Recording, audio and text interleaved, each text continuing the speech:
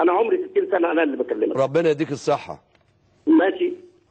تعرفت عليه فصارت بيننا وبين بعض موده. طب استاذ عبد العزيز قبل ما تتكلم على الهوهوه ده، برضه بعض الناس بتقول لك احنا مرتبين المصادر بتاعتك اللي انت جايب منها الاخبار دي منين؟ هو بيقول لك اهو من افتحوا المواقع الاوروبيه، افتحوا المواقع الفرنسيه بالذات. في موقع معين؟ الفرنسيه بالذات في موقع معين؟ منشور عليها كل الكلام ده.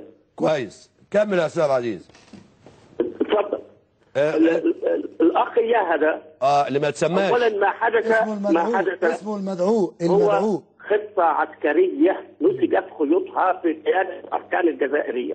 نعم. انا تابعت الاخ اللي كان بيتكلم الاستاذ وليد تقريبا. ايوه. وكلامه صحيح بنسبه 100%. كويس. والذي قالته له الصحفيه الجزائريه صحيح بنسبه 100%.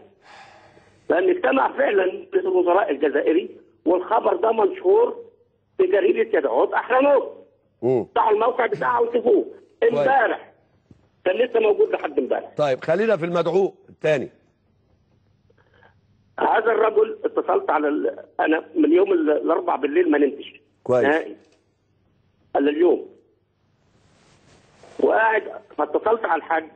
أنا هقول اسمه الأولاني فقط خوفا على حياة هذا الرجل.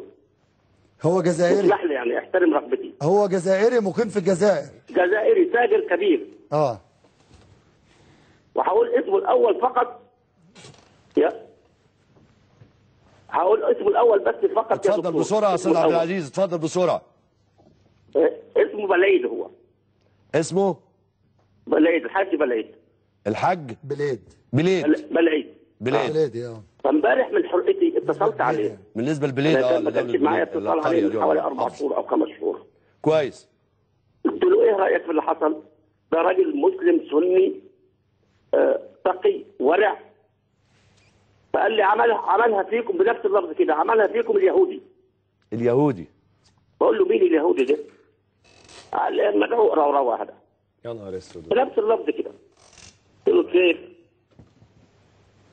قال لي اول سؤال تساله له قل له اين دفن جدك لامك؟ جدك لامك. اللي هو ابو امه يعني. يبقى امه يهوديه. جدك لامك. قلت له فين يا حاج بلعيد؟ قال لي مدفون في مدينه يافا المحتله. الاسد. هذا الذي يدعي انه عربي ومسلم. جد ابو امه مولود مدفون في هذا الذي يدعي انه عربي ومسلم. ادي المفاجاه اللي كنت مستنيها تقولوها. نحن لم نعان من اليوم يا دكتور مصطفى ولا من امس. لا تبكي نحن أهلنا يوم تنازل الاتحاد المصري لكرة القدم عن حقوق الدكتور المصري.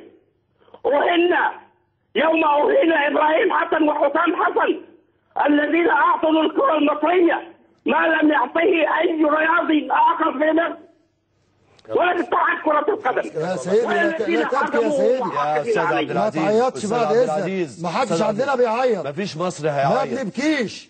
ما حدش يسال احنا نعيط.